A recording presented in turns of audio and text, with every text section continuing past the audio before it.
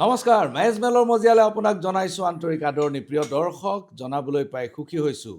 যে 2024 চনটো সমাপ্ত কৰাৰ প্ৰাক মুহূৰ্তত বড়োলেণ্ড শান্তি চুক্তিয়ে চতুৰ্থ বৰ্ষ সম্পূৰ্ণ কৰি পঞ্চম বৰ্ষত ভৰি দিছে। আৰু এই মুহূৰ্তত এই চতুৰ্থ বৰ্ষ পূৰ্তি আৰু বড়োলেণ্ডৰ বৰ্তমান চৰকাৰৰো 4 বছৰ চলি আছে।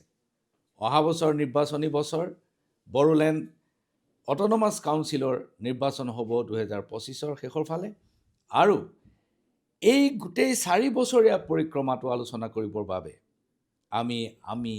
আজি আমাৰ মাজত পাইছোঁ বড়োলেণ্ড অট'নমাছ কাউন্সিলৰ চিফ এক্সিকিউটিভ মেম্বাৰ, মুখ্য কাৰ্যবাহী সদস্য প্ৰমোদ বড়ো ডাঙৰীয়া। প্ৰমোদ বড়ো ডাঙৰীয়া, নমস্কাৰ। নমস্কাৰ। নিৰ্বাচনৰ সময়তে আপোনাক লগ পাইছিলোঁ, তাৰ পিছৰ পৰা বিধানসভা নিৰ্বাচনৰ পিছত আপোনাক লগ পোৱা নাছিলোঁ। 2020 চনৰ 15 ডিচেম্বৰত আপোনালোকে শান্তি চুক্তি সম্পন্ন কৰিলে আৰু শান্তি চুক্তিৰ চতুৰ্থ বছৰ সম্পূৰ্ণ হয় এটা পঞ্চম বছৰ। এই 4টা বছৰৰ যিটো প্ৰতিফলন, তাত সাধাৰণ মানুহে এই কথাটো উপলব্ধি কৰিছে যে বড়োলেণ্ড অট'নমাছ কাউন্সিল অঞ্চলৰ ভিতৰত শান্তি ঘূৰি আহিছে সঁচা। এই কথাটো কোনেও আজি অস্বীকাৰ কৰিব নোৱাৰে। কিন্তু মই দুটা প্ৰশ্ন আপোনাৰ ওচৰত উত্থাপন কৰিব খোজোঁ। সেইটো হ'ল যে শান্তি ঘূৰি আহিছে, কিন্তু সম্প্ৰীতি কিমান দূৰ সুদৃঢ় হৈছে, সংহতি কিমান দূৰ সুদৃঢ় হৈছে। আৰু 2 নম্বৰ কথাটো হ'ল যে প্ৰাক্তন বিদ্ৰোহীসকলৰ যি পুনৰ সংস্থাপন প্ৰক্ৰিয়া, এই পুনৰ সংস্থাপন প্ৰক্ৰিয়াটো কি পৰ্যায়ত আছে? মই আপোনাৰ জৰিয়তে, আপোনাৰ চেনেলৰ জৰিয়তে, আমি যিহেতু বছৰৰ শেষ মাহত বহি আছোঁ, মই নতুন বছৰৰ শুভেচ্ছা সকলো বিটিআৰবাসী আৰু অসমবাসীক জনাইছোঁ।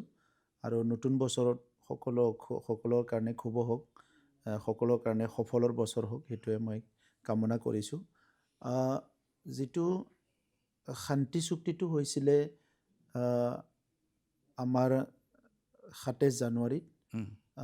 2020 হয়। আৰু চৰকাৰটো গঠন হৈছিলে 15 ডিচেম্বৰ 2020 হয়। এতিয়া আপুনি যিটো ক'লে যে শান্তি ঘূৰি আহিছে, কিন্তু সম্প্ৰীতি, যিটো ইণ্টিগ্ৰিটি বা হাৰমনিৰ কথাটো আপুনি সুধিছে। বিটিআৰ অঞ্চলত শান্তি যে ঘূৰি আহিব, সেইটোৱে বহুত ডাঙৰ এটা প্ৰশ্ন আছিলে। যে কেতিয়াবা স্বাভাৱিকতা আৰু শান্তি, যিটো নৰ্মেলচি বুলি কয়, সেইটো আহিবনে নাই। তো আজি একেলগে 4 বছৰ, বহুত বছৰৰ পিছত একেলগে 4 বছৰ শান্তি ঘূৰি অহাটো, সেইটো এটা ডাঙৰ এটা ইংগিত যে অনাগত দিনত পিচটো ছাষ্টেইন হ'ব পাৰে, শান্তিটো স্থায়ী হ'ব পাৰে। ইয়াৰ এটা ডাঙৰ ইংগিত। আৰু আমি যিহেতু এইটোৱে প্ৰচেষ্টা কৰি সংগ্ৰাম কৰিছিলোঁ, 2010 চনৰ পৰা তৃতীয় যিটো বড়োলেণ্ড আন্দোলন হৈছিলে, তাত বড়োলেণ্ড ৰাজনৈতিক সমস্যা সমাধানৰ লগতে স্থায়ী শান্তি প্ৰতিষ্ঠা কৰাটো এটা উদ্দেশ্য আছিলে, আৰু অস্ত্ৰমুক্ত সমাজ গঢ়াটো এটা উদ্দেশ্য আছিলে। গতিকে আজি স্থায়ী শান্তি আহিছে, সেইটো সকলোৰ কাৰণে ডাঙৰ উপলব্ধি। আৰু সম্প্ৰীতি বা ইণ্টিগ্ৰিটিৰ যিটো কথা আপুনি কৈছে, ইয়াত মোৰ আণ্ডাৰষ্টেণ্ডিংটো এনেকুৱা কি, প্ৰায় অসম চুক্তি যেতিয়া হ'ল 85ত, অসম চুক্তি হোৱাৰ পিছত 87ৰ যিটো বড়ো আন্দোলন আৰম্ভ হ'ল, এইটো হ'ল ছেপাৰেটেড মুভমেণ্ট। বাট বিফৰ ডেট 1967ত PTC জন্ম হৈছে, আপুনি চব কথাই জানে। আৰু 1967তে নিখিল বড়ো ছাত্ৰ সন্থাও জন্ম হৈছে। তেতিয়াৰ পৰাই আমাৰ আন্দোলনটো চলি আছিলে। সেই সময়ত উদয়াচল বিচাৰিছিলে, plains tribal council of Assam. ইয়াৰ পিছত যিটো হ'ল যে ফুল ফ্লেজেড ছেপাৰেটেডৰ কাৰণে বডোফা উপেন্দ্ৰনাথ ব্ৰহ্মৰ নেতৃত্বত যিটো আন্দোলন হ'ল,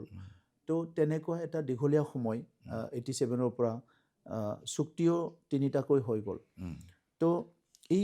এইখিনি সময়ত বিভিন্ন কাৰণত, কেতিয়াবা ৰাজনীতিকভাৱে ক'ৰবাত ভালকৈ ডিল কৰিব পৰা নাই,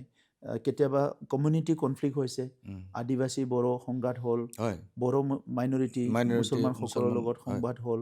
এইবিলাক বিভিন্ন কাৰণত আমাৰ ইণ্টিগ্ৰিটি যিটো সম্প্ৰীতি উম, সেইটো দূৰ হৈ নাইকিয়া হৈছিলে উম, তো সকলো কিন্তু ভুক্তভোগী বড়োসকলে সংগ্ৰামৰ নামত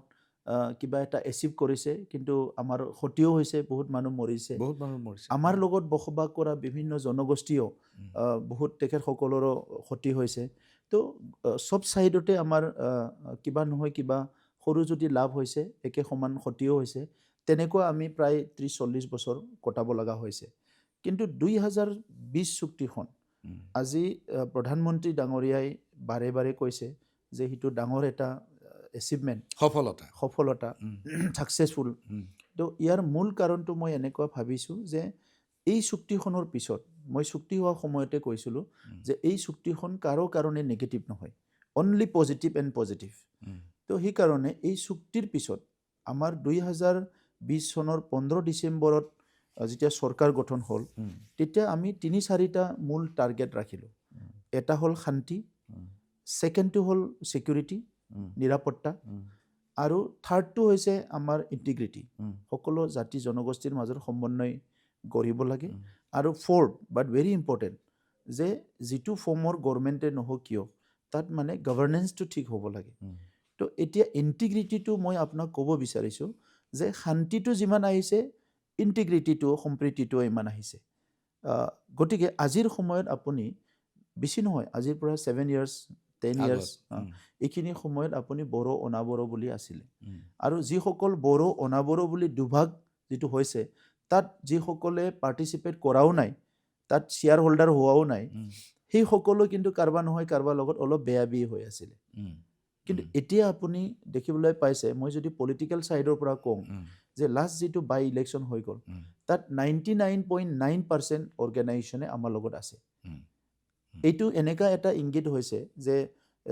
তেখেতসকলে বা চবেই বিচাৰিছে এতিয়া ইণ্টিগ্ৰিটিটো আৰু সেইটো অকলে এজনে বিচৰা কথা নহয় আজি আপুনি চবেই জানে যে দুখন হাতেদিহে এইটো তালি বজায় উম, চবেই বিচাৰিব লাগিব আৰু বড়োলেণ্ডবাসীক মই ধন্যবাদ জনাওঁ যে এতিয়া আমাৰ পপুলেশ্যন 35 লাখ হ'ল প্ৰায় 25টা জনগোষ্ঠী আছে প্ৰত্যেকটো জনগোষ্ঠীয়ে বিচাৰিছে হিচাপে প্ৰত্যেকটো জনগোষ্ঠীয়ে আশা কৰিছে হিচাপে আৰু চবে কিবা নহয় কিবা অলপ প্ৰচেষ্টা হাতত ৰাখিছিলে হিচাপে আজি আমি ইণ্টিগ্ৰিটিটোও পাবলৈ সক্ষম হৈছোঁ আপুনি যিটো বাই ইলেকশ্যনৰ কথাটো ক'লে মই এইখিনিতে আকৌ এবাৰ প্ৰসংগটো এটা বেলেগ প্ৰসংগ আনিব খুজিছোঁ বাই ইলেকশ্যনত আপুনি যথেষ্ট ভোট পাইছে আৰু সেইটো হয়তো আপোনাৰ হিচাপ ইমানখিনি কৰাই নাছিলে যে ইমানখিনি ভোট পাম বুলি আৰু আপোনাৰ প্ৰতিপক্ষই খুব কম সংখ্যক ভোট পাবলৈ সক্ষম হৈছিল এইটো বহুতে ধাৰণা কৰিছে যে শাসক পক্ষ আপোনাৰ লগত থকাৰ কাৰণে আপুনি ইমান সংখ্যক ভোট পাবলৈ সক্ষম হৈছে নাই শাসক পক্ষ মানে আমিও শাসক পক্ষে এতিয়া নহয় ৰাজ্যৰ শাসক পক্ষ বিজেপি দল আমি শাসক পক্ষই হয় আমি হয় মোৰ কথাটো এনেকুৱা বহুতে কয় যে বাই ইলেকশ্যনতো আৰু ৰুলিঙে জিকিবই উম, কিন্তু মই ইলেকশ্যনটো এই ইলেকশ্যনত বিশেষকৈ মই আগৰ ইলেকশ্যনবোৰতকৈ এইটো ইলেকশ্যনত খুব মানে নিজে জড়িত হৈছিলোঁ উম, মই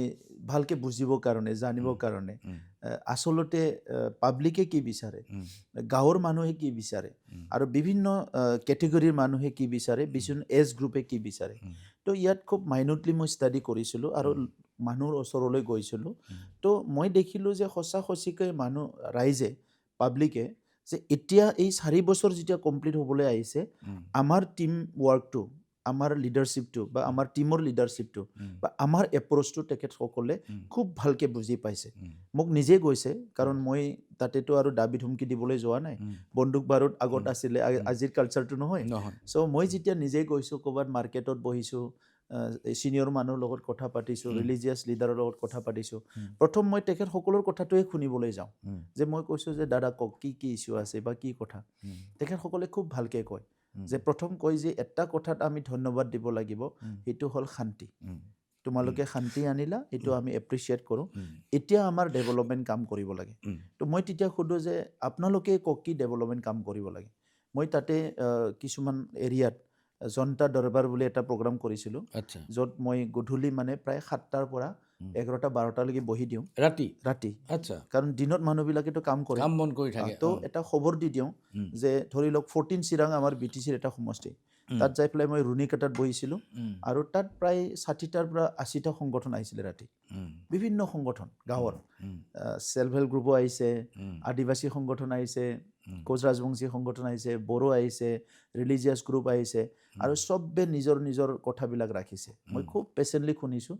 আৰু তাত মই চাইছোঁ মানুহবিলাকৰ আশা আকাংক্ষা বহুত ডাঙৰ নহয়, একদম সৰু সৰু, কিন্তু এই সৰু সৰুটোকে ছল্ভ কৰিব পৰা নাই। সৰু এটা এগ্ৰি বান লাগে, সৰু এটা কালভাৰ লাগে, নিজৰ LP স্কুলখনত বাউণ্ডাৰী ৱাল লাগে। চবেই বিচাৰে যে LP স্কুলত বাউণ্ডাৰী ৱাল লাগে, নহ'লে গৰু ছাগলী সোমাই যায়, তেনেকুৱা ধৰণৰ। তো মই যেতিয়া কথাবিলাক শুনিলোঁ, তেখেতসকলে বহুত ভাল পালে। তেখেতসকলেও জানে যে 100% ছল্ভ কৰাটো টাইম লাগিব, কাৰণ পইচা লাগিব। তাৰ ভিতৰত কিছুমান মই ইনষ্টেণ্টলি ছল্ভ কৰি দিছোঁ আৰু তাত মোৰ লগত টীম থাকে, পূৰা লেপটপ থাকে, চব থাকে আৰু তাতে মই চাইন কৰি পেলাই অৰ্ডাৰ কনচাৰ্ণ ডিপাৰ্টমেণ্টক দি দিওঁ, ছাৰ্ভে কৰিব লাগে বা এষ্টিমেট বনাব লাগে বা ছল্ভ কৰিব লাগে। আৰু বহুত প্ৰব্লেম, প্ৰায় 30% প্ৰব্লেম মানে চৰকাৰ তাতেই চলি যায় তাতে 30% প্ৰব্লেম ছল্ভ হৈ যায়, কাৰণ সেই প্ৰব্লেমবিলাক বহুত ডাঙৰ প্ৰব্লেম নহয়। তো সেইকাৰণে মই এইটো ইলেকশ্যনত খুব ভালকৈ জড়িত হৈ গৈছোঁ আৰু যিহেতু মই ইয়াৰে ল'ৰা আৰু এই অঞ্চলতে ডাঙৰ দীঘল হৈছোঁ, চ' চব জনগোষ্ঠীৰ চাইক'লজি, তেখেতসকলৰ ফিল'চফি, তেখেতসকলৰ দুখ বেদনা, এইবিলাক মই চব বুজি পাওঁ। তো সেইকাৰণে আমি খুব ভাল এইটো হৈছে। ন' ডাউট আমাৰ চিফ মিনিষ্টাৰ ডাঙৰীয়াৰ এটা ডাঙৰ কেৰিজমেটিক এটা ৰ'ল আছে, সেইটোতো বহুত আমাক কাম দিয়ে। ইয়াৰ লগতে আমিও এইবাৰ খুব ভালকৈ ৰাইজৰ লগত মানে তেখেতসকলৰ যি ভইচ, তেখেতসকলৰ মনৰ শুনিছে আপুনি ভাল শুনিব পাৰিছোঁ। প্ৰিয় দৰ্শক, মই সাংবাদিক জীৱনত বড়ো আন্দোলনটো আৰম্ভণিৰ পৰা আৰু অন্তিমখন চুক্তিলৈকে মই দেখিছোঁ। ৰুণিখাটা যিটো অঞ্চলৰ কথা প্ৰমোদ বড়ো ডাঙৰীয়াই এতিয়া ক'লে,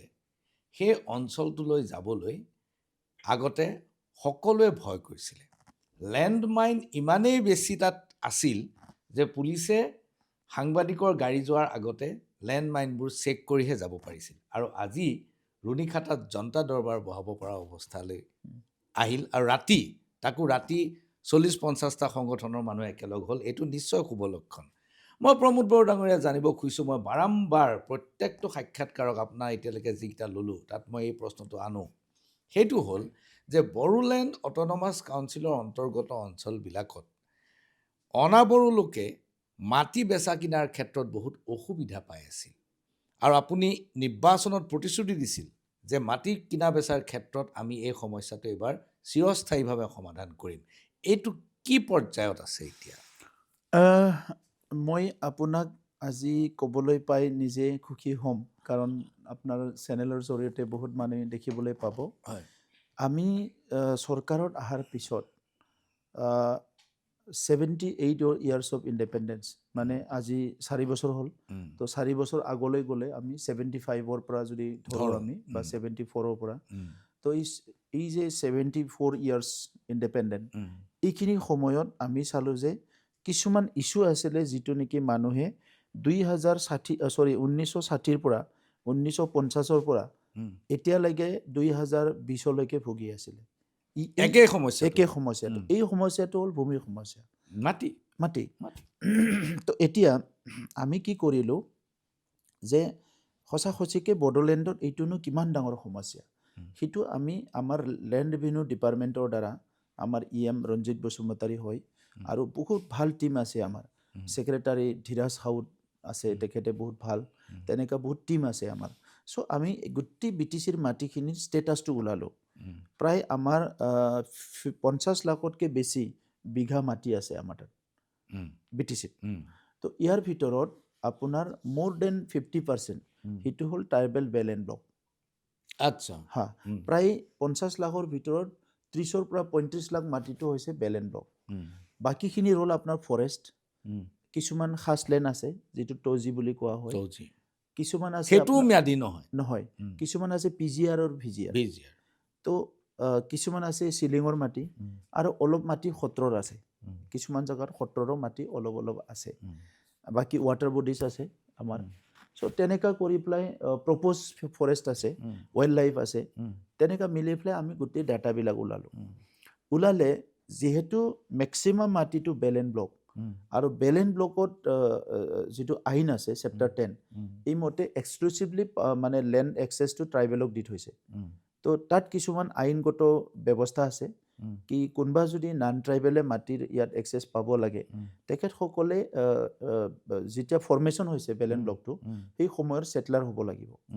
তো তেতিয়া পাব চ' তেনেকুৱা এটা পপুলেশ্যন আছে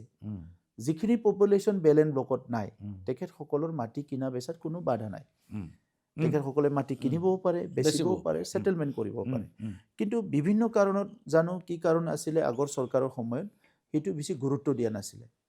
খুব অসুবিধা পাইছিলে মানুহে অসুবিধা পাইছিলে গুৰুত্ব দিয়া নাছিলে কামটো কৰা নাছিলে আৰু গোটেই মই ডেটাটো ওলালো 17 বছৰত 2 বছৰটো ইণ্টাৰিম আছিলে 15 বছৰত তেখেতসকলে মাত্ৰ 15,000 মানুহৰ লেণ্ড ইছ্যু প্ৰব্লেম কৰি সলভ কৰিছিলে 15,000 ইন 15 ইয়াৰ্ছ মানে বছৰত 1,000 এতিয়া মই আপোনাক আমি 2020 চৰকাৰ কৰিলোঁ 1 বছৰ আমাৰ কোভিডত গ'ল আকৌ কোভিডৰ কাম কৰা নাই আমি 2-3 বছৰ কাম কৰিলোঁ 3 বছৰৰ ভিতৰত আমি কি কৰিলোঁ 1,43,000 অফলাইন যিবিলাক ফাইলত যায়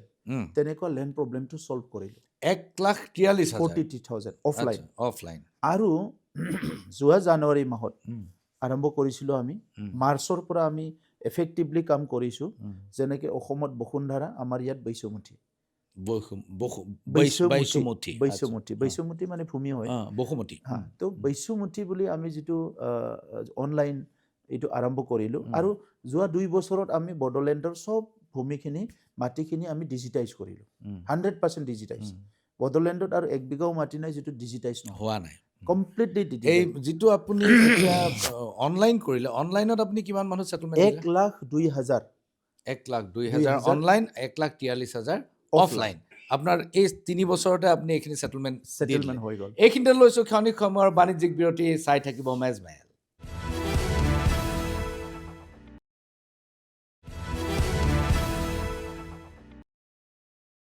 বিৰতিৰ পাছত পুনৰ ঘূৰি আহিছোঁ মেজমেলৰ মজিয়ালৈ আৰু মেজমেলত আজি উপস্থিত বড়োলেণ্ড অট'নমাছ কাউন্সিলৰ মুখ্য কাৰ্যবাহী প্ৰমোদ বড়ো ডাঙৰীয়া আমি কথা পাতি আছিলোঁ মাটিৰ 1,43,000 অফলাইন সেটেলমেণ্ট দিলে 1,02,000 অনলাইন সেটেলমেণ্ট দিলে মাত্ৰ 3 বছৰৰ ভিতৰত যিটো পূৰ্বৰ চৰকাৰে 15 বছৰত মাত্ৰ 15,000 স্বাধীনতাৰ পৰা মাত্ৰ 15,000 মানুহে সেটেলমেণ্ট পাইছিলে এতিয়া মোৰ প্ৰশ্নটো হ'ল যে আপুনি যিবোৰ এনচি লেণ্ড বুলি কয় নন কেডাষ্ট্ৰেল লেণ্ড জৰীপবিহীন মাটি এইবিলাকৰ জৰীপ কৰিলে 47 ডিফাৰেণ্ট লোকেশ্যনত আমি নন কেডাষ্ট্ৰিয়েলটো জৰীপ কৰিলোঁ কমপ্লিট ইয়াৰে মেপ বনোৱা চলি আছে তামোলপুৰ নাগৰিজুলি অঞ্চলতো অলৰেডি মেপো হৈ গ'ল আমি এনি টাইম তেখেতসকলক মাটি দিব পাৰোঁ কিন্তু এটা হেৰি মই পালোঁ আপোনাৰ চৰকাৰৰ সাফল্যৰ তালিকাত যে কিছুমান জৰীপ হোৱা মাটিও আপোনালোকে পুনৰ জৰীপ কৰিব দিছে ইয়াৰ কাৰণটো কি চাওক জৰীপ হোৱা মাটিটো জৰীপ কৰিবলৈ দিয়া নাই PGR VGR যিটো আছে আমাৰ কোনোবা য'ত মানুহ তাতে মানে হেবিটেশ্যন আছে মানুহ বহি আছে চ' তেখেতসকলে কৈছে যে আমাক VGRত আমাক লেণ্ড লাগে তো যিটো কৈছে মানে সুপ্ৰিম কোৰ্টৰ অৰ্ডাৰ কি 5% মাটি তাতে থাকিব লাগিব তো আমাৰ এইটো VGR এৰিয়াত ধৰি লওক 200টা ফেমিলি আছে তো 5% মাটিটো নাই তাত মানে চ' চবেই অকুপাই কৰি লৈছে তো এতিয়া আপুনি যদি 5% মাটিটো এৰি নিদিয়ে আমিতো মাটি সেটেলমেণ্ট দিব নোৱাৰিম তো তাত আপুনি জৰীপ কৰিবই লাগিব জৰীপ কৰি পেলাই তাতে 5% লেণ্ড এৰিয়াটো যদি এৰি দিব পাৰে আপুনি আপোনাক পাৰ্মানেণ্ট সেটেলমেণ্ট কৰিব পাৰিম তো তাত কি হৈছে মানুহবিলাকৰ বহুতৰে কিছুমানৰ ভুল ধাৰণা আছে আৰু কিছুমানে লেণ্ড ল'বিলাক নপঢ়ে ষ্টাডি নকৰে ইয়াৰ কাৰণে বহুত সংগঠন মোৰ তাত আহিছিলে যে ইমোশ্যনেলি যে আমাক লেণ্ড ৰাইট লাগে তো মই তেখেতক সুধিছোঁ যে আপোনাৰ কোনটো এৰিয়াত প্ৰব্লেম আছে তো কৈছে যে চবতো আছে ন চবতো বাদ দিয়ক কোনটো এৰিয়াত প্ৰব্লেম লৈ আহিছে চ' বহুত সংগঠন আছে স্পেচিফিক ক'ব নোৱাৰে তো মই ডাইৰেক্টলি সুধিলোঁ কাৰণ এতিয়া মোৰ তাত ডেটা আছে আপুনি যদি কয় যে মোক ওদালগুৰিত অমুক মানে ডাক নাম্বাৰত তো মোৰ তাত অনলাইন আছে মই লগে লগে লেপটপত বা মোৰ মোবাইলত ওলাই দিম এইটো মাটিটো অমুক হৈ আছে তো এতিয়া বহুত সংগঠনে কি হ'ল এই কনভিন্স হৈ গ'ল এই লাষ্ট 1 ইয়াৰত যে কোনো ইছ্যু নাই মানে কোনো মাটি কেন্দ্ৰিক কেন্দ্ৰিক বিবাদ কোনো নাই বিবাদ নাই কোনো নাই উম। চ' চবেই বুজি পালে আৰু আমাৰ টিমটোৱে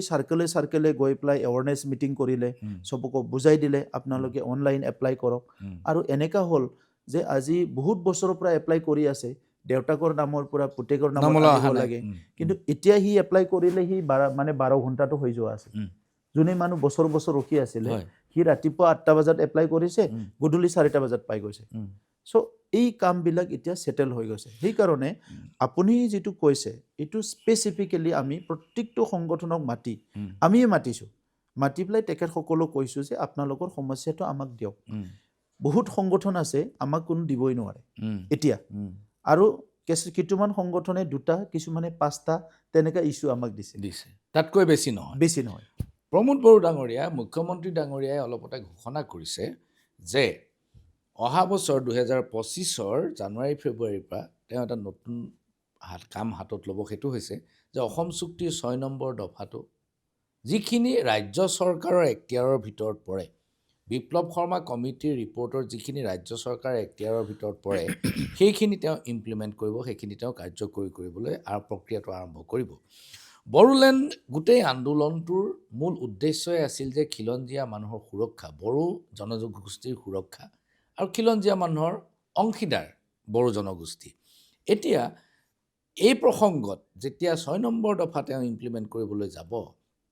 তেতিয়া নিশ্চয় খিলঞ্জীয়া সংগঠনবিলাকৰ লগত আৰু খিলঞ্জীয়া চৰকাৰবিলাকৰ লগত অট'নমাছ কাউন্সিলবিলাকৰ লগত তেওঁ আলোচনা কৰিব লাগিব এই কথাটো আপোনালোকে পাতিছে নেকি যে 6 নম্বৰ দফাটো কেনেকৈ ইমপ্লিমেণ্ট হ'ব এতিয়ালৈকে আমাৰ তাত তেনেকুৱা কোনো ডিছকাশ্যন বা এপ্ৰ'চ অহা নাই মৰলেছ এই দফাটো আগৰ পৰা অলপ যিহেতু জানি আহিছোঁ বা চৰ্চাটো দেখিবলৈ পাইছোঁ যেতিয়া আহি আলোচনাটো কৰিম আৰু অসমৰ খিলঞ্জীয়া লোকসকলৰ জনজাতিসকলৰ আৰু জনগোষ্ঠীবোৰৰ যিটো সুৰক্ষা বা নিৰাপত্তা সেইটোতো আমিও বিচাৰোঁ চবেই বিচাৰে মই ভাবোঁ তাত বহুত বেছি সমস্যা নাথাকিব খালি যেতিয়া আপুনি এইটো ইমপ্লিমেণ্ট কৰিবলৈ যাব এবাৰ সিদ্ধান্তত তাত চাব লাগিব যে এইটো অসম বুলি নহয় উত্তৰ পূৰ্বাঞ্চলত ক্ষুদ্ৰ জনগোষ্ঠীবিলাক আছে আৰু প্ৰত্যেকটো জনগোষ্ঠীয়ে নিজৰ পৰিচয় আৰু অস্তিত্ব লৈ জীয়াই থাকিব বিচাৰে তো এই দফা বা এনি দফা ইমপ্লিমেণ্ট কৰিব যাওঁতে তেখেতসকলৰ যিটো আইডেণ্টিটি এণ্ড কালচাৰ ইয়াত মানে কোনো যাতে এফেক্ট নহয় আৰু এতিয়া নতুনকৈ এইটো কনফ্লিক্ট আমাক নালাগে আমাক চলিউশ্যনহে লাগে চ' এই কামটো কৰিবলৈ যাওঁতে এইটো চৰকাৰে হওক বা বেচৰকাৰী পক্ষই হওক জাষ্ট আমি এটা ডিছকাশ্যন কৰিবলৈ একজেক্টলি আপুনি কোৱাৰ নিচিনা অল ষ্টেক হোল্ডাৰক কনফিডেন্সত লৈ ডিছকাছ কৰি চলিউশ্যনত আগবাঢ়িব লাগে সেইটোকে মই বিচাৰোঁ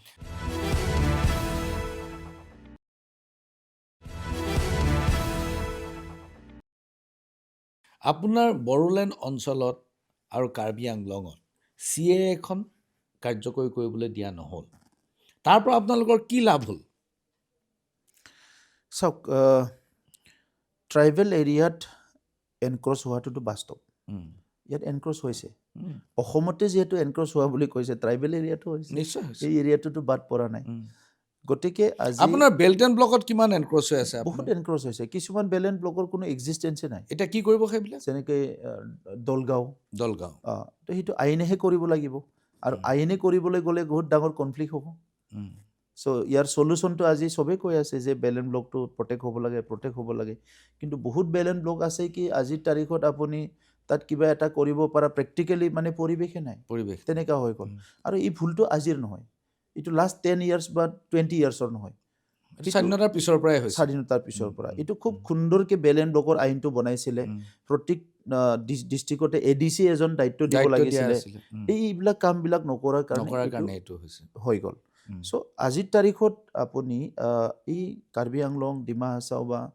আমাৰ বড়োলেণ্ড কাউন্সিল হওক তাত ডেম'গ্ৰাফিটো এনেকুৱা যে ইয়াত অকল ট্ৰাইবেল নাই কাৰ্বি আংলং ডিমা হাছাওতো আছে আমাৰ তাতো আৰু বেছি কিন্তু ইয়াত যিহেতু বড়ো জনগোষ্ঠীটো এটা প্ৰিমিটিভ ট্ৰাইব হয় পুৰণি জনগোষ্ঠী বা অসমৰে এটা বৃহত্তৰ এটা ট্ৰাইবেল জনগোষ্ঠী চ' ইয়াৰ হ'পছ এণ্ড এছপিৰেশ্যনছটো ফুলফিল কৰিব যাওঁতে 3টাকৈ একৰ্ড হ'ল 3টাকৈ কাউন্সিল হ'ল এতিয়া আমি চাইছোঁ যে চব মানুহৰ ইণ্টাৰেষ্টটো তাত মানে কি হ'ব লাগে থাকিব লাগে যে কাৰো ইণ্টাৰেষ্টটো ক্ষতি হ'ব নালাগে তো এনেকুৱা কৰিব যাওঁতে একফালেদি আপুনিতো চবৰো হিউমেন ৰাইটটো চাব লাগিব অন দি আদাৰ হেণ্ড নিজৰ সুৰক্ষাটো চাব লাগিব নিজৰ সুৰক্ষাটো কিন্তু চাব চি লাগিব এখন যদি আপোনাক নিদিলে চি এখন কাৰ্যকৰী ইয়াত নহ'ল তাৰ পৰা আপোনাৰ কিবা লাভ হ'ল বুলি ভাবেনে নাই চাওক চি এটো আজিৰ তাৰিখত লাভ হোৱা লষ্ট হোৱা হ'লেও নহ'লেও বহুত বেছি ডিফাৰেঞ্চ মই দেখা নাই কাৰণ চব এন আৰ চিৰ কথা আহিছিলে চ' এন আৰ চিটো এনেকুৱা হৈ গ'ল খুব পলিটিকেলাইজ হৈ গ'ল আদাৰৱাইজ এন আৰ চিটো আপুনি দেশৰ এটা প্ৰক্ৰিয়া 50 বছৰত 100 বছৰত এবাৰ এন আৰ চিটো আপডেট কৰাটো দৰকাৰ আজি অসমত অকল মাইগ্ৰেণ্ট আহিছে বুলি এন আৰ চি আপডেট কৰিম এইটো হ'ব নালাগে মইতো নিয়মিত প্ৰক্ৰিয়া হ'ব লাগে নিয়মিত প্ৰক্ৰিয়া হ'ব লাগে এইটো হ'ব আমেৰিকাতো হ'ব লাগে মানে হ'ব পাৰে যে তাত বহুত মাইগ্ৰেণ্ট আহিছে মেক্সিকোৰ পৰা বাহিৰৰ পৰা চ' তেখেতসকলেও এইটো কৰিব ট্ৰাম্পেটো সেইটো কৈ জিকি আহিল হয় তো গতিকে আমাৰ ইয়াতো সেইটো ইমান ভয় খোৱা কৰি পৰিৱেশটো কৰি দিলে সেইকাৰণে এন আৰ চি বুলি ক'লে ভয় কৰিলে ভয় খোৱা হ'ল আৰু এন আৰ চিত যিবিলাকে এপ্লাই কৰিলে তেওঁলোক বেছি ক্ষতিগ্ৰস্ত হ'ল যিবিলাকে এপ্লাই কৰা নাছিল তেওঁলোক বিশেষ একো নহ'ল বড়ো ডাঙৰীয়া মই আপোনাক এইটো কথা সুধিব খুজিছোঁ যে মই এটা কথা দেখি খুব ভাল পাইছোঁ আপোনাৰ এচিভমেণ্টৰ ৰেকৰ্ডছত সেইটো হ'ল যে ACS পৰীক্ষাত 2023 চনত বড়োলেণ্ডৰ পৰা 25 জনে পাইছিলে আৰু 2024 এইবাৰ 50 জনে পাইছে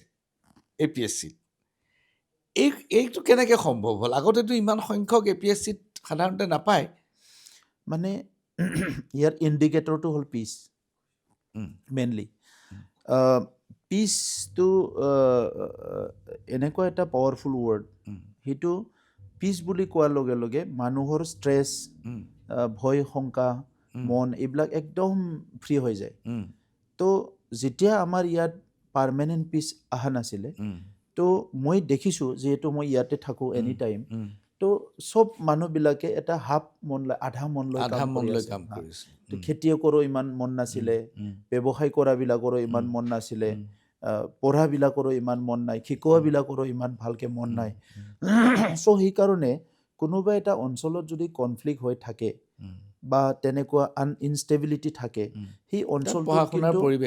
বহুত দিশত মানে সেই অঞ্চলটোত মানে ক্ষতি হয় বুলি ক'ব লাগিব এইটো এফেক্ট হয় তো এতিয়া মানে কি হ'ল লাষ্ট 4 ইয়াৰ্ছত মই 2006 পৰাই এডুকেশ্যনত কাম কৰি আছোঁ এপছুত থাকোঁতে দেখি আছোঁ চবচে বেছি মই এডুকেশ্যনত এক্টিভিষ্ট হিচাপে কাম কৰিছোঁ আৰু কাউন্সিলিং সেই সময়ত আমি কৰি আছোঁ সংগঠনত থাকোঁতে এতিয়া এই এক্সপিৰিয়েঞ্চটো মই ইয়াত এক্সপিৰিয়েঞ্চটো ইউজ কৰিলোঁ তো এতিয়া কি হ'ল আমি যেতিয়া ছুপাৰ 50 আৰম্ভ কৰিলোঁ যে অসমত মানে বেলেগে বা ভাৰতত ছুপাৰ 30 আনন্দ কুমাৰে কৰি আছে তো আমি কথা পাতিলোঁ যে আমাৰ ইয়াতো আৰম্ভ কৰিব লাগে তো আমি যেতিয়া ছুপাৰ 50টো আৰম্ভ কৰিলোঁ প্ৰথম আমি ইঞ্জিনিয়াৰিংটো কৰিলোঁ JEE তো কোকৰাঝাৰতে আমি বনালোঁ এটা লাইব্ৰেৰী আছিলে সেইটো কোচিং চেণ্টাৰত আমি আপগ্ৰেড কৰিলোঁ তাত আমি তাতে লোকেল টিচাৰ ল'লোঁ মেনেজমেণ্টটো তাতে ডেভেলপ কৰিলোঁ আৰু তাত আৰম্ভ কৰিলোঁ প্ৰথম বছৰতে আমাৰ ভাল ৰিজাল্ট হৈ গ'ল আউট অফ মানে 34 আহি গ'ল JEE পাই গ'ল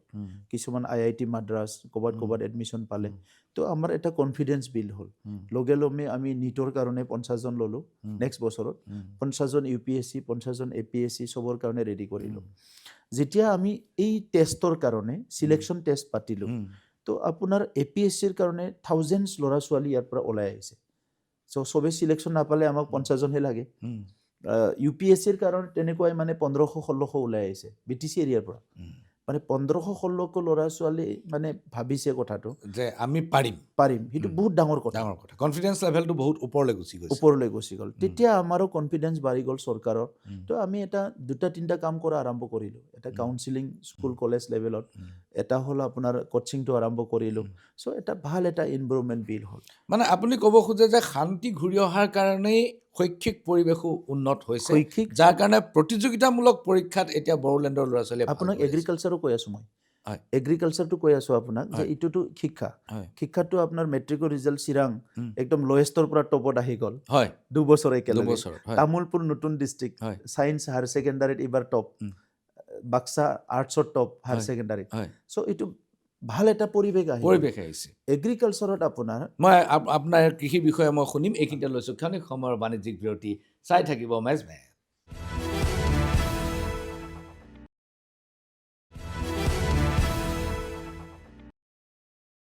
পুনৰ ঘূৰি আহিছোঁ মেজমেলৰ মজিয়ালৈ আৰু মেজমেলত আজি উপস্থিত বড়োলেণ্ড অট'নমাছ কাউন্সিলৰ মুখ্য কাৰ্যবাহী প্ৰমোদ বড়ো ডাঙৰীয়া। বড়ো ডাঙৰীয়া, আপুনি বড়োলেণ্ডৰ কৃষি প্ৰসংগত আপুনি কিবা ক'ব খুজিছিল? মানে কৃষিটো মই চালোঁ যে আমাৰটোতো প্ৰায় কৃষিয়ে হয়, আমাৰ বেলেগটো ইণ্ডাষ্ট্ৰি বা তেনেকুৱা কোনো চ'ৰ্চ নাই। চবে এগ্ৰিকালচাৰৰ ওপৰতে ডিপেণ্ড কৰে। 5টা ডিষ্ট্ৰিক্টৰ ভিতৰত চালে কোকৰাঝাৰ ডিষ্ট্ৰিক্টত মেইনলি উত্তৰ অঞ্চলৰ ধানটো খেতিটো বহুত কম হয়। চিৰাং ডিষ্ট্ৰিক্টতো অলপ চিৰাং চিডলি ফালে অলপ কম হয়, বিজনী ফালে অলপ বেছি হয়। বিজনীৰ পৰা আৰম্ভ কৰি ওদালগুৰিলৈকে এইখিনি আমাৰ বহুত ভাল ধান হয়। এতিয়া ধানৰ বাহিৰে বাকী খেতিও বেলেগ বেলেগ খেতিও আছে আমাৰ। তামোল আছে আমাৰ অঞ্চলত, লেমন আছে, হৰ্টিকালচাৰ আছে, তেনেকুৱা বেলেগ বেলেগ খেতি বহুত আছে আমাৰ। তো সৰিয়হ বহুত মানে সৰিয়হ খেতি কৰে। গোটেই এগ্ৰিকালচাৰৰ যিটো প্ৰডাক্টিভিটি সেইটো আমি ওলালোঁ 2019-20 আমাৰ চৰকাৰৰ বিগিনিং 20ত। মই আগৰটো ওলাই চালোঁ 2019-20 যিটো প্ৰডাক্ট আমাৰ 4খন ডিষ্ট্ৰিক্ট আছিলে তেতিয়া, সেইটো total transaction in terms of money সেইটো যদি চাই 1900 crore BTC এৰিয়াটো। মানে তামোলৰ পৰা আদি কৰি আলু কিমান হয় চব লৈ পেলাই। তো 2019-20, 2021, 21-22, 22-23 তিনি বছৰ মই কণ্টিনিউ ট্ৰেকিং কৰি আছোঁ। আৰু এগ্ৰিকালচাৰ অফিচাৰবিলাকত লৈ মোৰ দায়িত্বত নাছিলে, আমাৰ EM আছিলে, কিন্তু মোৰ বিষয়াবিলাকৰ লগত খুব ফ্ৰেণ্ডশ্বিপ কৰি তেখেতসকলক মই মানে নিজেও কৈ আছোঁ যে ডাটাবেছ কৰক, কিমান মানুহক আমি মেইজ দিওঁ, কিমান মানুহক আমি ধানৰ বীজ দিওঁ, আলুৰ বীজ কিমানক দিওঁ, সেইটো চালোঁ। আৰু পূৰা ট্ৰেকিং কৰিলোঁ, কিমান ফাৰ্মাৰে কৰে, ৰেকৰ্ডবিলাক ওলালোঁ। তো এটা ওলালোঁ মেইজ 2019-20 আমাৰ মেইজ প্ৰডাক্ট হৈছিলে 14,000 মেট্ৰিক টন BTC এৰিয়াত। আজি আমাৰ তাত মেইজ প্ৰডাকশ্যন হৈ আছে মোৰ দেন 34,000 মেট্ৰিক টন। 3 গুণ হৈ গৈছে। তো সেই বছৰত 1,900 crore হ'ল আমাৰ ট্ৰেনজেকশ্যন। এই 23-24 কৰা নাই, 23-24ত আমাৰ হ'ল 3,600 crore ট্ৰেনজেকশ্যন। আচ্ছা, 3 গুণ বাঢ়ি গৈছে। 3 গুণ বাঢ়ি গৈছে। তো এতিয়া আমি সেইকাৰণে মই কৈছোঁ যে পিচটো ইণ্ডিকেটৰ। আগতে কি আছিলে, তামোল কিনিবলৈ মানুহ অহা নাছিলে, এতিয়া তামোল আমাৰ তাত ডাইৰেক্ট কিনিবলৈ আহিছে। কল কিনিবলৈ মানুহ অহা নাছিলে, এতিয়া ডাইৰেক্ট কল কিনিবলৈ আহিছে। সৰিয়হ কিনিবলৈ মানুহ অহা নাছিলে, ভয় কৰিছিলে বায়াৰ্ছবিলাক, এতিয়া আমাৰ তাত সৰিয়হ কিনিবলৈ আহিছে। আমাৰ লেমন গৈ পেলাই লণ্ডন পাইছে, আছাম লেমন যিটো BTC এৰিয়াত হয়। আমাৰ BTCটো লেমন চাৰপ্লাছ হয় আমাৰ এৰিয়াটো। আমাৰ চেৰিকালচাৰ যিটো পলু পকা, আমিতো পকটোও খাওঁ আৰু কুকুন ওলায়। চ' 40,000 ৰেয়াৰাৰ্ছ আমাৰ বাইদেউসকল মহিলাসকলে 40,000 মানে এই পলু পকাটো প্ৰডাক্ট কৰে চবে। তো তাত কিমান ওলায় 300 to 400 মেট্ৰিক টন আমাৰ কুকুন ওলায়। আচ্ছা, আৰু ইয়াৰ দামটো হ'ল 700 crore। মানে 500 to 700 crore পইচা ইনকাম হয় এই কুকুনৰ পৰা। এইটো ক'ত চেল কৰে? Local market. ইয়াৰ কাৰণে এতিয়া আমি ইণ্ডাষ্ট্ৰিয়েলাইজেশ্যনৰ ফালে যাব লাগিব। আমি চব চেৰিকালচাৰ বিভাগৰ ভাৰত চৰকাৰৰ ডাঙৰ ডাঙৰ বিষয়াবিলাক মাতিলোঁ, অসমৰ চবৰো মাতি পেলাই যি এজেঞ্চিছ আছে কথা পাতিলোঁ। এতিয়া তেখেতসকলে আমাক ধুনীয়াকৈ কৈ দিলে যে এই যিটো নেকি 300 to 400 crore কিবা মেট্ৰিক টন কুকুন ওলায়, এইটো যদি ইয়াৰ্ণ বনায়, ভেলু এডিশ্যন কৰিব লাগিব। এইটো যদি খুটা বনায়, ইয়াৰ দামটো মানে 2,500ৰ পৰা 3,000 হ'ব ক্ৰ'ৰ। গতিকে আমাৰ BTC এৰিয়াটো অনলি এৰীৰ পৰা, এৰী যিটো আমি প্ৰডাক্ট কৰোঁ, ইয়াৰ পৰাই আমি যদি চেষ্টা কৰোঁ 2 বছৰত 3 বছৰত অলপ যদি সহায় পাওঁ, আমাৰ একেলগে 3,000 কোটি টকা আমাৰ তাত আহি যাব। আপোনাৰ এই অলপতে গুৱাহাটীত চৰচ মেলা হৈছিলে, অসম চৰচ মেলা। অসম চৰচ মেলাত ব্ৰহ্মপুত্ৰ ভেলীৰ 3টা আত্মসহায়ক গোটে 1 কোটিৰ ওপৰ বয় বস্তু বিক্ৰী কৰিছে, নিজে তৈয়াৰ কৰা বা আত্মসহায়ক গোটৰ পৰা তেনেকৈ সংগ্ৰহ কৰা। এইটো এটা ৰেকৰ্ড। কোনোবাই 1 কোটি 20 লাখ, কোনোবাই 1 কোটি 10 লাখ, কোনোবাই 1 কোটি 5 লাখ, এনেকৈ 3টা গোটে 15 দিনৰ ব্যৱসায়। এইটো খুব ডাঙৰ ফিগাৰ। আপোনাৰ ইয়াত থলুৱা আৰ্টিজেনে, থলুৱা হস্তশিল্পীয়ে তেনেকুৱা কাম কৰাৰ কিবা উদাহৰণ আছে নেকি? আমাৰ এইখিনি প্ৰডাক্ট আমি চেল কৰিছোঁ। একজেক্টলি মই যিটো আপুনি যিটো ক'লে তেনেকুৱা মই হিচাপটো লোৱা নাই, কিন্তু আমি টাৰ্গেট কৰি আছোঁ অসমত যিটো 14 lakhs 14 লাখ উইভাৰ্ছ আছে ইয়াৰ ভিতৰত 3 লাখ BTC এৰিয়াত আছে আচ্ছা উইভাৰ্ছ উইভাৰ্ছ উইভাৰ্ছ আচ্ছা আৰু এই 3 লাখ উইভাৰ্ছ কিন্তু বিলাক BTC এৰিয়া উইভাৰ্ছে কি কি নিৰ্মাণ কৰে সব কৰে নাই তেওঁলোকেতো আৰণাই বা এনেকুৱা বড়ো যিবিলাক লোকক উৎপাদন সেইবিলাকহে কৰিব নে অন্য নাই এই কাপোৰ? গামচা কৰে আচ্ছা হা আৰু ইফালে ভূটানৰ কাপোৰবিলাক আমাৰ তাত বনাবলৈ দিয়ে ভূটান ইজ এ মাৰ্কেট ভূটানখন এটা বহুত বজাৰ নহয় অঁ বাট বৰ্ডাৰিং এৰিয়াত বহুত আমাৰ ভূটানৰ পৰা কাপোৰবিলাক ইয়াতে বৈ লৈ যায় আচ্ছা আমাৰ ইণ্ডি কাপোৰ বনাই এণ্ডি, এৰী অঁ, কাপোৰটো এৰী হা, কাপোৰটো, এৰী কাপোৰ অঁ, বনাই আৰণাই গামচা এইবিলাকতো থাকিলে উম, আজিকালি বহুত বেলেগ বেলেগ প্ৰডাকশ্যন তেখেতসকলে কৰে উম, চ' যিখিনি আমাৰ বড়ো নহয় বাকী অসমীয়া বা শৰণীয়া বা বেলেগ তেখেতসকলৰ নিজৰ যিখিনি কাপোৰ উম, এইবিলাক বনায় লগতে আজিকালি গামচা বনায় কিবা বনায় চ' তেনেকুৱা বনায় মানে কিন্তু এই এই মানুহখিনিক এই এই যে কেটেগৰীৰ মানুহ বা এই ছেকশ্যনৰ মানুহ বা এই পপুলেশ্যনখিনি আমি মানে ছাপৰ্ট কৰিব লাগে উম, তো সেইকাৰণে আমি কি কৰিলোঁ যে ভাৰত চৰকাৰে ক'লে যে লাখপতি মহিলা এটা আঁচনি আছে উম, তো আমি এতিয়া টাৰ্গেট কৰিছোঁ যে 1,33,000 মহিলা আমি চিলেক্ট কৰিছোঁ উম, তো 1,33,000 মহিলাক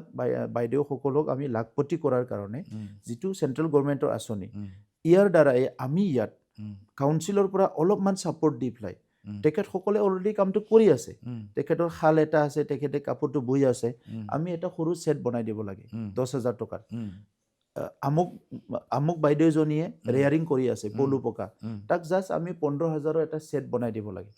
আমুক বাইদেউজনীয়ে 4টা গাহৰি পালন কৰি আছে তাক আৰু 2টা গাহৰি দিব লাগে এটা ছেট দিব লাগে তেনেকুৱা 1,33,000 মানে মহিলাসকলৰ বাইদেউসকলৰ আমি লিষ্ট কৰিলোঁ আৰু 10,000ক অলৰেডি আমি ছাপৰ্ট কৰা হৈ গ'ল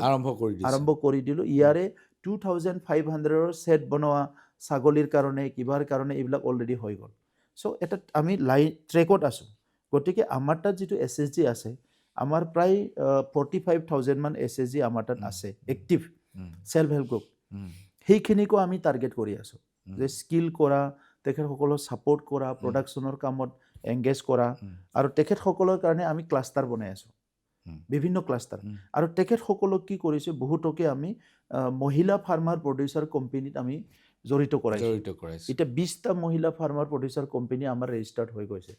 BTC এৰিয়াত অনলি ফৰ উইমেনছ এই কথাটো মই সুধিম বুলি আপোনাক ভাবি আছিলোঁ এইটো হ'ল চৰকাৰ আঁচনিবোৰ আপুনি মন কৰিছেনে কেন্দ্ৰ চৰকাৰে হওক ৰাজ্য চৰকাৰে হওক অথবা বড়োলেণ্ড অট'নমাছ কাউন্সিলৰে হওক সকলো মহিলাকেন্দ্ৰিক আঁচনি প্ৰত্যেকটো ছেল্ফ হেল্প গ্ৰুপ মহিলাৰ দ্বাৰা নিৰ্মিত মহিলাই কৰে আৰু মহিলাকেন্দ্ৰিক আঁচনিতেই প্ৰত্যেকটো চৰকাৰে গুৰুত্ব দিছে এতিয়া মহিলাসকলক আপোনালোকে এম্পাৱাৰ কৰিছে তেওঁলোকক কেপাচিটি বিল্ডিঙত আপোনালোকে সহায় কৰিছে এইটো এটা ইতিবাচক অধ্যায় কিন্তু একে সময়তে পুৰুষসকলৰ কাৰণে কিন্তু তেনেধৰণৰ মেজাৰ্ছ তেনেধৰণৰ ব্যৱস্থা কোনো ধৰণৰ মই চকুত পৰা নাই নাই আমাৰ ইয়াত আমি পুৰুষকো কৰিছোঁ এই কথাটো এনেকুৱা হ'ব পাৰে এইটো পলিটিকেল মানে কিবা এটা উদ্দেশ্য আছে নেকি যে তেওঁলোকৰ লিংগ হিচাপত তেওঁলোকক ডিভাইড কৰা হওক নাই 2011 না 12 আছিলে মই একজেক্টলি অলপ পাহৰিলোঁ কোনোবা এটা NGO এটা ষ্টাডি কৰিছিলে আৰু তাত NGOৰ ষ্টাডিত এটা ওলাইছিলে মহিলাই ইনকাম কৰিলে ঘৰখন 75% to 80% পইচা ঘৰত ৰৈ যায় পুৰুষে ইনকাম কৰিলে 50%হে আহে 50% ৰাস্তাতে হেৰাই বুলি কৈছে আপোনাৰ ক্ষেত্ৰত কি হয় মই এনেকৈ দেখিছোঁ গাঁওবিলাকত মইতো আপোনাৰ ইনকামৰ 50% থাকে নাথাকে আপোনাৰ শ্ৰীমতীৰ ইনকামৰ 75% থাকে মোৰ ইনকামটো হ'ল ছ'চিয়েল এক্টিভিটি হয় বেলেগ বহুত বেছি ইনকাম মোৰ নাই চ' মোৰ ইনকামটো হ'ল ছ'চিয়েল একশ্যন ছ'চিয়েল এক্টিভিটি চ' সিটোৰ ওপৰতে বেছ কৰে আদাৰৱাইজটো এইটো মহিলাৰ ওপৰতে নিৰ্ভৰ মোৰো একে বেলেগ নহয় চিটুৱেশ্যনটো ছেভিংছ নাথাকে পুৰুষৰ পুৰুষ ছেভিংছ সম্পৰ্কে উদাসীন আৰু বেলেগৰ কথাটো মই নাজানো আমিতো আৰু প্ৰায় 30 বছৰ ছ'চিয়েল এক্টিভিটিতে আছোঁ গতিকে আমাৰ বুলি একো নাই ধৰি লওক মোৰ পকেটত 10 টকা আছে মোৰ ওচৰত এজন মানুহ আহিল সি ক'লে যে দাদা মোৰ তাত পইচা নাই তো মই সেই সময়ত পাহৰি যাওঁ যে মোৰ পকেটত 10 টকা আছে এই লৈ যোৱা চ' এই সময়ত আৰু আপুনি ছেভিঙৰ কথা ভাবিবলৈ সময় সেইটো নোৱাৰে আপুনি সেইটো কৰিব নোৱাৰে তো এতিয়া তেনেকুৱা ষ্টৰিবিলাকতো বহুত আছে কিন্তু এই যে ছেল্ফ হেল্প গ্ৰুপ বা কিবা এতিয়া এটা কথা হ'ল কি সঁচাকৈ ইকনমিক ফ্ৰীডমটো আমাৰ মহিলাসকলক দিব লাগে মোৰ যিটো মাইনুট ষ্টাডি ন' ডাউট আমাৰ ইয়াত মানে পুৰুষ প্ৰধান এনেকুৱা নহয় আমাৰ সমাজটো বহুত ভাল অপেন টাইপৰ ছ'চাইটি বড়োৱে হওক বা অসমীয়াই হওক কিন্তু ইনডাইৰেক্টলি অলপমান পুৰুষ ডমিনেট নিচিনা হয় সমাজটো হৈ আছে এতিয়াও কাৰণটো এই কাৰণৰ ফলত কি হয় গাঁৱত মহিলা এজনে আমি যিটো মই এক্টিভিষ্ট যিহেতু আছিলোঁ যদি তেখেতৰ কিবা এটা বেমাৰ হৈছে সে মহিলা এজনে ক'লে যে মোৰ অলপমান পেটৰ বিষ হৈছে তো নিজৰ পুৰুষজনক ক'লে যে মোৰ অলপ পেটৰ বিষ হৈছে তো পুৰুষজনে ক'লে যে ঠিক আছে ঔষধ খাব লাগিব আচ্ছা ঠিক আছে ঔষধ খাব লাগিব তো তেখেতে ক'লে তো মহিলাজনীয়ে ক'লে ঔষধ খাব লাগিব অলপ সময় সহ্য কৰোঁ পিছত আনি দিব ঔষধটো তো পুৰুষজন পাহৰি গ'ল গধূলিলৈকে তো সহ্য কৰি থাকিল গধূলিলৈকে কিন্তু নিজৰ হাতত পইচাও নাই কিন্তু পুৰুষজনৰ যেতিয়া পেটটো বিষালে মোৰ পেটটো বিষালে পইচাত পকা আছে কাৰোবাৰ দি দিলে এই দৰৱ লৈ মই লগে লগে খাই দিলোঁ মানে মোৰ পেট বিষালে 1 ঘণ্টাত খালোঁ মহিলাজনীৰ যদি অলপ বিষটো হৈছে ই 6 ঘণ্টা ৰখিব লগা হ'ল গতিকে আপুনি এইটো ক'ব খুজিছে যে মহিলাক সবলীকৰণ কৰাৰ অৰ্থটোৱেই হৈছে যে সমাজৰ অৰ্থনীতিটোত তাৰ এটা প্ৰভাৱ আছে আৰু সেইটো সবল হ'ব য়েছ এইখিনিতে লৈছোঁ ক্ষণিক সময়ৰ বাণিজ্যিক বিৰতি চাই থাকক মেজমেল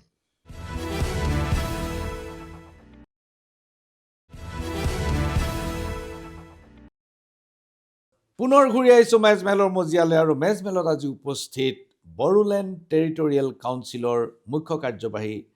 প্ৰমোদ বড়ো ডাঙৰীয়া আমাৰ হাতত সময় কমি আহিছে গতিকে আমি বহুত প্ৰশ্ন আপোনাক সুধিব লগা আছিল কিন্তু দুটামান ৰাজনৈতিক কথা উপস্থাপন নকৰিলেই নহয়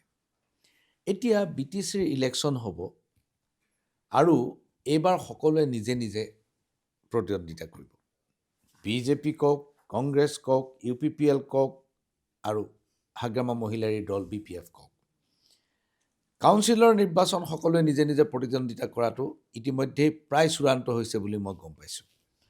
এতিয়া যদি BTC নিৰ্বাচনত UPPL BPF BJP সকলোৱে যদি প্ৰতিদ্বন্দ্বিতা নিজাববীয়াকৈ কৰে যাৰ সংখ্যা বেছি হ'ব তাৰ লগতেই BJP থাকিব এই কৌশলৰ সন্মুখত আপুনি আপোনাৰ দলক আগুৱাই নিয়াৰ কাৰণে কি কৰিব আমি UPPL হিচাপে UPPLৰ যিটো জন্ম সেইটো 2015ত হৈছিলে কিন্তু যিসকলে UPPL জন্ম দিছে সেইসকলে আগৰ পৰাই সেই অঞ্চলৰ বিভিন্ন বিষয়ৰ লগত বিভিন্ন ইছ্যুৰ লগত বিভিন্ন সংগ্ৰামৰ লগত জড়িত আছিলে তেখেত UG ব্ৰহ্ম ফাউণ্ডাৰ প্ৰেছিডেণ্ট UPPLৰ চ' তেখেতৰ এটা সেই সময়ৰ চিন্তা মানে তেখেতৰ যিখিনি টিম আছিলে তো তেতিয়া মই ষ্টুডেণ্ট ইউনিয়ন তো কথাটো আছিলে কি যে সেই সময়ৰ যিটো BTC আছিলে খুব এটা বেয়া অৱস্থাত আছিল মানুহে ভয় শংকা এটা গণতান্ত্ৰিক বাতাবৰণ নাইকিয়া হৈছিলে কোনো ভৱিষ্যতটো লৈ পেলাই কোনো পৰিকল্পনা কৰিব নোৱাৰা এটা অন্ধকাৰৰ নিচিনা এটা পৰিৱেশ আছিলে তো তাত UG ব্ৰহ্ম ডাঙৰীয়াই এটা ডাঙৰ সপোন লৈ পেলাই UPPLটো গঠন কৰিলে যে এদিন নহয় এদিন যে BTR অঞ্চলৰ পৰিৱেশটো সলনি কৰিব লাগিব গণতান্ত্ৰিক এটা বাতাবৰণ সৃষ্টি কৰিব লাগিব আৰু গণতন্ত্ৰখন পাৰ্টিচিপেটৰী কৰি পেলাই ষ্ট্ৰেংথেন কৰিব লাগিব আৰু এট দি চেম টাইম যিবিলাক এণ্টি ছ'চিয়েল বা যিবিলাক অলপ মানে ভয় শংকাৰ এটা পৰিৱেশ আছিলে সেইটো দূৰ কৰিব লাগিব চ' সেই চিন্তাৰে আহি 2015ত যিটো PCDR বুলি ইলেকশ্যন খেলিছিলে 7জন জিকিছিলে 7জনে অপজিশ্যনৰ ৰোল লৈছিল কাউন্সিলত ইয়াৰ পিছত আকৌ 2020ত একৰ্ড হ'ল তাৰপিছত আমি বহুতে UPPLত আহি গ'লোঁ চ' আমাৰ এটা উদ্দেশ্য আছে কি বড়োলেণ্ড অঞ্চলটো আমাৰ কাৰণে আমাৰ ফ'কাছ এৰিয়াটো হ'ল বড়োলেণ্ড অঞ্চলটো BTR অঞ্চলটো তো তাত অকল বড়ো নাই বিভিন্ন জনগোষ্ঠী আছে চ' এই পপুলেশ্যনখিনিক কেনেকৈ সুৰক্ষিত কৰি শান্তি কৰি এটা ষ্টেবল পৰিৱেশত লৈ পেলাই আগবাঢ়ি যাব পাৰে চ' বেলেগ দলবিলাকৰ এজেণ্ডাটো কি আমি নাজানো কিন্তু আমাৰ এজেণ্ডাটো আমি জানো তো সেইকাৰণে আজিৰ তাৰিখত 10টা দলে 10টা চিন্তা লৈ আগবাঢ়িব পাৰে কিন্তু UPPLে এটাই চিন্তা লৈ আগবাঢ়িব পাৰে সেইটো হ'ল BTR অঞ্চলৰ 35 লাখ জনসাধাৰণৰ বৰ্তমান আৰু ভৱিষ্যত ইয়াৰ বাহিৰে না লেফ্ট না ৰাইট আমি একো চিন্তা কৰিব নোৱাৰোঁ গতিকে আজিৰ কাৰণে ইলেকশ্যনত হাৰা জিকাটো থাকে কিন্তু আমাৰ ডিটাৰমিনেশ্যনটো এটাই যে বিটিআৰ অঞ্চলৰ ৩৫ লাখ জনসাধাৰণৰ শান্তি সম্প্ৰীতি নিৰাপত্তা ঐক্যতা আৰু উন্নয়ন এই কথাক লৈ পেলাই আমি আগবাঢ়ি যাম তাত আমি না লেফ্ট না ৰাইট সেইটো বুজাত একো অসুবিধা নহয় কিন্তু বড়ো এলিট ক্লাছটোৰ এটা ধাৰণা যে বড়ো পলিটিকেল ক্লাছটো ডিভাইড হৈ থকাটো ভাল কথা নহয় এতিয়া মই যেতিয়া বিধানসভা নিৰ্বাচনৰ সময়ত কোকৰাঝাৰ অঞ্চল ভ্ৰমণ কৰিছিলোঁ তেতিয়া বড়ো ইণ্টেলিজেন্সিয়াৰ মই বহু মানুহ লগ পাইছিলোঁ যি BPF আৰু UPPL একেলগে কাম কৰাটো বিচাৰে আৰু শেহতীয়াকৈ মুখ্যমন্ত্ৰী ডাঙৰীয়াও এটা মন্তব্য কৰিছে যে তেওঁলোকে একেলগ হ'লে আমি বেয়া নাপাওঁ এতিয়া একেলগ হোৱাৰ কিবা এটা প্ৰক্ৰিয়া আৰম্ভ হৈছিল বুলি শুনিছিলোঁ বা এই ধৰণৰ কিবা ঘটনা ঘটিছে নেকি চাওক প্ৰশান্ত দা মানে চব জনগোষ্ঠীয়ে বিচাৰে যে এক হওক কিন্তু পলিটিক্সটো এটা কথাই আছে যে পলিটিক্সটো ডিভাইড কৰে মানুহক গতিকে আজি ছাপ'জ মই আপোনাৰ লগত 100% মিলিবলৈ মন আছে কিন্তু আপোনাৰ কিবা এটা আইডিঅলজি আছে বা কিবা আছে সেইটো আপোনাক মই কম্প্ৰমাইজ কৰাটো বিচাৰোঁ যিটো আপুনি নকৰে মই আপুনি মোৰ লগত মিলিব বিচাৰে মোৰ কিবা এটা কম্প্ৰমাইজ কৰাটো বিচাৰে আপুনি মানে কম্প্ৰমাইজ কৰাটো বিচাৰে মই নোৱাৰোঁ চ' তেনেকুৱা বিভিন্ন কথা থাকে কমন মানুহৰ চিন্তাটোতো একদম নৰ্মেল চিন্তা কৰে তেখেতসকলে যে কিয় হ'ব নোৱাৰে চ' এই কিয় হ'ব নোৱাৰে এইটো গোটেই বিশ্বৰ পলিটিকেল ইতিহাসটো চালে গম পাব যে কিয় হ'ব নোৱাৰে এনচাৰটো অলৰেডি লাষ্ট মানে 100 ইয়াৰ্ছৰ 1000 ইয়াৰ্ছৰ পলিটিক্সটো চালে গম পাব গতিকে আজি BTCটো দেখাত যদিও এটা ক্ষুদ্ৰ অঞ্চল এটা পাৰ্টিকুলাৰ কমিউনিটি চ' সেই কমিউনিটিত মানে এতিয়া পলিটিকেলি যদিও আমি বিচাৰোঁ ময়ো আন্তৰিকতাৰে বিচাৰোঁ যে এক হ'ব লাগে কোনেনো নিবিচাৰিব তো এক হোৱাটো চবেই বিচাৰে কিন্তু পলিটিক্সত ওলাই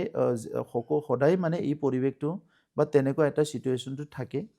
তো কিমান পাৰ্চেণ্ট ছেল্ফলেছ হৈ পেলাই মানে মানুহটোতো ছেল্ফিছ হয় ছেল্ফলেছ হৈ পেলাই এপ্ৰ'চ কৰিব পাৰে সেইটোহে কথাটো গতিকে আজিৰ তাৰিখত যে যিটো এপ্ৰ'চ নিখিল বড়ো ছাত্ৰ সন্থাই লৈছিলে বা ৰিকুৱেষ্ট কৰিছিলে বা বহুত আমাৰ এলাইট ক্লাছৰ মানুহবিলাকে বিচাৰিছিলে সেইটো আজিৰ কথা নহয় PTC দিনৰ পৰাই হৈছে আপুনি দেখা পাইছে কিন্তু আজিলৈকে সফল হোৱা নাই গতিকে মই ভাবোঁ যে এটা সময়ত চবেই বুজি উঠিলে এইটো হ'ব পাৰে মোৰ তৰফৰ পৰা মোৰ একো অসুবিধা নাই মুখ্যমন্ত্ৰী ডাঙৰীয়াই যিটো কৈছে তেখেতৰ সেইটো মানে এটা ডাঙৰ হাৰ্ট বুলি ক'ব লাগিব তেখেতে মানে এটা অ'পেন মাইণ্ড আৰু ডাঙৰ এটা মন লৈ পেলাই তেখেতে কৈছে যে এক হওক অকল আমাক নহয় অসমৰ হয়তো বেলেগ বেলেগ জনগোষ্ঠীকো এক হোৱাটো তেখেতে বিচাৰিব মুখ্যমন্ত্ৰী হিচাপে বা এজন অসমৰে এজন সন্তান হিচাপে হওক বা লিডাৰ হিচাপে হওক বা খিলঞ্জীয়া এজন ব্যক্তি হিচাপে হওক কিন্তু বাস্তৱত মানে কিছুমান আছে এতিয়া ময়ো বিচাৰোঁ কিন্তু মই নিজৰ জাতি জনগোষ্ঠীটোক নিজৰ অঞ্চলটোক আগুৱাই নিয়াৰ ক্ষেত্ৰত যদি আপোনাৰ চিন্তাধাৰাটো ঠিক নহয় আজিৰ তাৰিখত মই পলিটিক্স কৰি থাকোঁ নাথাকোঁ চিফ হৈ থাকোঁ নাথাকোঁ এইটো ডাঙৰ কথা নহয় কিন্তু মোৰ চকুৰ আগত মই আপোনাক ভুল কৰাটোতো মই এৰি দিব নোৱাৰোঁ একদম ঠিক কথা কৈছে মই একেবাৰে একে সেই প্ৰশ্নটোৱে মই সুধিব খুজিছোঁ যে আপোনাৰ চকুৰ আগত আপুনি ভুল কৰাটো আপুনি এৰি দিব নোৱাৰে বিধানসভা নিৰ্বাচনৰ পূৰ্বে যেতিয়া বৰ্তমানৰ মুখ্যমন্ত্ৰী হোৱা নাছিল তেতিয়া আপোনালোকৰ লগত এলায়েন্সত আছিল আৰু মোৰ দুটা সাক্ষাৎকাৰত তেখেতে কৈছিল যে হাগ্ৰামা মহিলাৰ বিৰুদ্ধে CAGৰ ইমান বেয়া ৰিপৰ্ট আছে যে তেওঁ যিকোনো মুহূৰ্তত জেলত যাব লগা হ'ব পাৰে আৰু আমি এই প্ৰক্ৰিয়াটো আৰম্ভ কৰিম নিৰ্বাচনৰ পাছতেই আমি তেওঁক জেলত পঠাম আপুনিও ঠিক একে সুৰতে এই কথাটো কৈছিল কিন্তু আজি পৰ্যন্ত সেই CAG ৰিপৰ্ট ভাগি আছে হাগ্ৰামা মহিলায়ো মুকলি আকাশৰ তলত ঘূৰি আছে কোনো তদন্তৰ বা সেই যিবোৰ দুৰ্নীতি কৰিলে সেই দুৰ্নীতিবোৰো আজিলৈকে আপোনালোকে পোহৰলৈ আনি ৰাইজৰ সন্মুখত উপস্থাপন কৰা নাই ইয়াৰ কাৰণটো কি নাই ইয়াত মানে আমি এক্সকিউজো কৰা নাই কিন্তু এটা কথা আছে কি হেড দ্য চিন নট দ্য চিনাৰ মানে আপুনি ইমান অকণমান আগতে ক'লে যে ৰাজনীতিয়ে মোক কম্প্ৰমাইজ কৰিব নিদিয়ে আৰু আপুনি জেছাছ ক্ৰাইষ্টৰ কথা কৈ আছে নাই জেছাছ ক্ৰাইষ্টৰ লগত আপোনাৰ ৰাজনীতিৰ তুলনা নহয় মই মোৰ ব্যক্তিগত চিন্তাটোৱে তেনেকুৱা মই ৰাজনীতি কৰাৰ নামত খুব বেছি কি বুলি কয় আপুনি এটা শব্দত বুলডজ বুলি কোৱাৰ দৰে মানে সেই লাইনত মই ৰাজনীতি কৰিব বিচৰা নাই। এতিয়া যিটো ভুল BPF-এ কৰিছিলে বা হাগ্ৰামা মহিলাৰী ডাঙৰীয়াই কৰিছিলে, ইয়াৰ তথ্য পাতি মোৰ তাত আছে। 2,900 কৰোৰৰ সেই সময়ত এটা লাইবিলিটি আছিলে। ইয়াৰ ভিতৰত আমি অডিট কৰি পালোঁ যে 1,500 কৰোৰৰ তেনেকুৱা অৰ্ডাৰ দিছিলে য'ত মানে কোনো হেডত পইচাই নাছিলে। তেনেকুৱা বহুতখিনি তথ্য আমাৰ আছে। আমি এছেম্বলিত সেইটো আনিছোঁ আৰু এছেম্বলিত সিদ্ধান্ত লৈছোঁ যে এইটো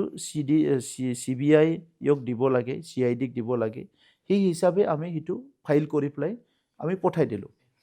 এতিয়া একশ্যন লোৱা নোলোৱাটো হয়তো CID আৰু ৰাজ্য চৰকাৰৰ এটা কথা টাইমৰ কথা আহিব। আৰু গতিকে আজিৰ তাৰিখত মই কোৱাটো হ'ল কি, আমি এক্সকিউজো কৰা নাই বুলি কোৱাটো, যে যদি ছাপ'জ যিখিনি ভুল হৈ গ'ল, ইয়াৰ ওপৰত আইনগত ব্যৱস্থা আছে দেশত, লিগেল ছিষ্টেম আছে, চবকুচ আছে। গতিকে আজি যিসকলে বহুত কোটি কোটি ছাপ্লাই দিছিলে, কোনো ছিষ্টেমত কামবিলাক কৰা নাছিলে, এইবিলাক চব তথ্য পাতি আছে। ইয়াত পলিটিকেলো আছে, অফিচাৰো আছে, ইয়াত কণ্ট্ৰেক্টৰো আছে। গতিকে এই ঘটনাটো আমাৰ ভাৰতৰ কাৰণে বা অসমৰ কাৰণে বা BTC-টোতো নতুন হ'ল, নতুন ঘটনা BTC, বাহিৰৰ কাৰণে নতুন ঘটনা নহয়। তো সেইকাৰণে আজিৰ সময়ত আমি যিমানখিনি লিডাৰশ্বিপ আহিব, সেই লিডাৰশ্বিপে অনাগত দিনত যাতে পাব্লিকৰ পইচাটো মিছ ইউজ নকৰে, পাৱাৰটো মিছ ইউজ নকৰে আৰু নিজৰ যিটো এথিক্স, এইটো বিক্ৰী কৰি ৰাজনীতি নকৰে। ইয়াৰ কাৰণে এটা প্ৰিন্সিপল এটা ছেট কৰাৰ কাৰণে মই এটা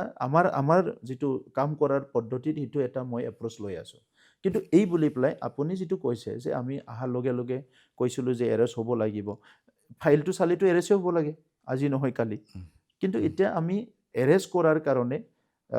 যিটো প্ৰক্ৰিয়া, সেইটোৰ কাৰণে এজেঞ্চিছ আছে, ইনষ্টিটিউশ্যন আছে। সেই কৰ্তৃত্বটো আপোনাৰ এই মুহূৰ্তত নাই। বহুত ধন্যবাদ প্ৰমোদ বড়ো ডাঙৰীয়া। Thank you. আগন্তুক নৱবৰ্ষৰ আপোনাৰ আৰু বড়োলেণ্ডবাসীৰ সুখৰ হওক, সেই আশাৰে আজিলৈ ইমানতে সামৰিছোঁ। ভৱিষ্যতৰ দিনবিলাকক পুনৰ লগ পাম আৰু নিৰ্বাচনৰ পূৰ্বে নিশ্চয় লগ পাম। Thank you. নমস্কাৰ। নমস্কাৰ।